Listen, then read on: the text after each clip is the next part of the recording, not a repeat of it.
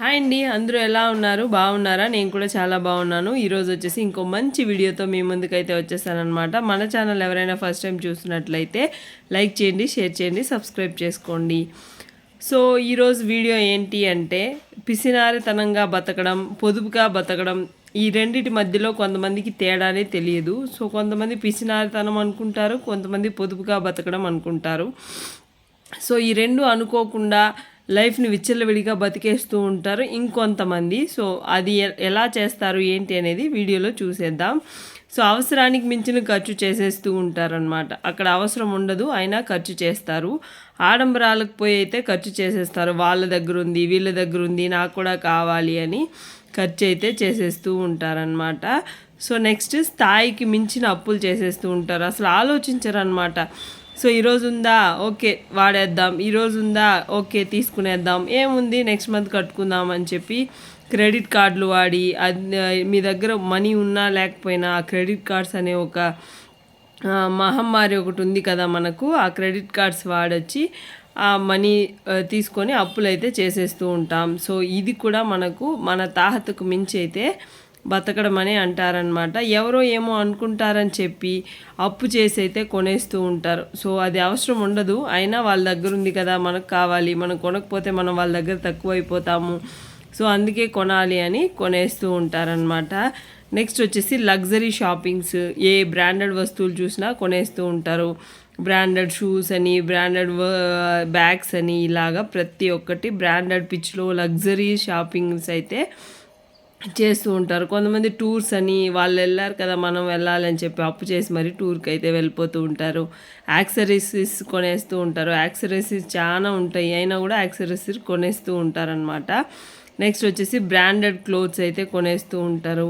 So ఇలాగా మన ఖర్చుకు మించి మనం ఎక్కువ కొనేయడం వల్ల మనం లైఫ్ అనేది రిస్క్లో పెట్టుకుంటాము. సో అదైతే కొంతమంది ఆలోచించరు. ఖర్చులు అంచనా లేకుండా బతికేస్తూ ఉంటారు. ఓకే ఇంత ఖర్చు మనకు అవుతుంది అనే ఒక అంచనా అయితే ఉండదు. ఏమో ఈరోజు ఉంది కదా మనీ ఖర్చు పెట్టేద్దాం అన్నట్టు ఉంటారనమాట. ఇదైతే చాలా బ్యాడ్ థింగ్. ఇంట్లో ఉన్న ఆ వస్తువు మళ్ళీ కొనేస్తూ ఉంటారు. ఆఫర్స్ ఉన్నాయి కదా, నెక్స్ట్ వస్తుందో లేదో, ఉంటే పడి ఉంటుంది కదా ఇంట్లో అని చెప్పి కొనేస్తూ ఉంటారు.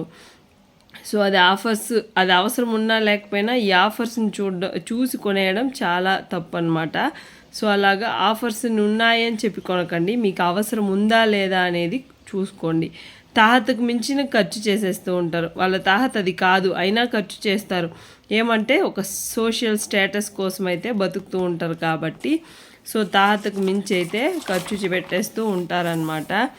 సో నేను నెక్స్ట్ చెప్పబోయే థింగ్ ఏంటంటే పొదుపుగా బతకడం. అంటే ఇలా విచ్చలవిడిగా బతికేస్తే లైఫ్ ఏముంటుంది చెప్పండి? పొదుపుగా బతికితే లైఫ్ అంతా హ్యాపీగా ఉంటుంది. సో పీస్ఫుల్గా మీ లైఫ్ అయితే లీడ్ చేయగలుగుతారు. అది ఎలానో చూసేద్దాం.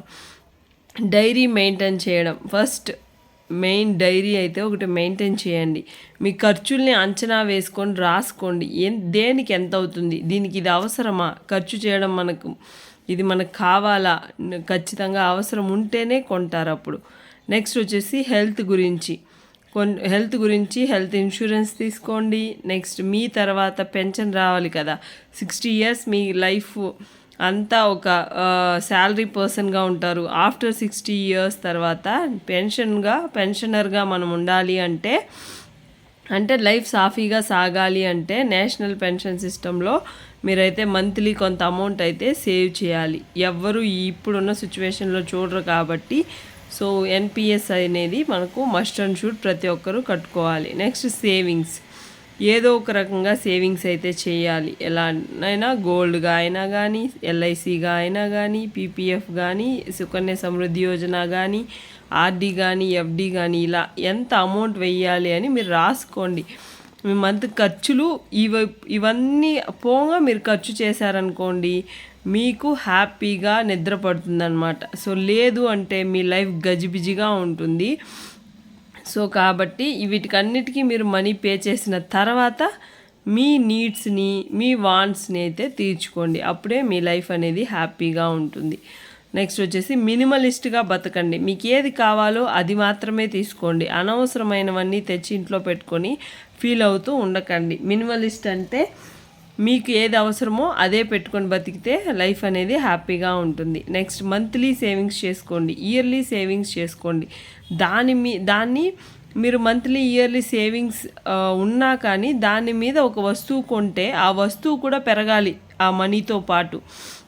అంటే పెరగడం అంటే ఎలాగా, ఆ వస్తువు వాల్యూ అనేది పెరిగేలాగా అంటే గోల్డ్ మీదనే ఇన్వెస్ట్మెంట్ చేయండి. సో అలాంటప్పుడు దాని వాల్యూ అనేది పెరుగుతూ పోతుంది కాబట్టి సో మీరు ఆ సేవింగ్స్ అనేది వేస్ట్ అవ్వకుండా ఉంటుంది. సో దాని మీద ఏదో ఒక అమౌంట్ వస్తూ ఉంటుంది కాబట్టి సో మీరైతే అలాగా సేవింగ్స్ చేసి పెట్టుకోండి.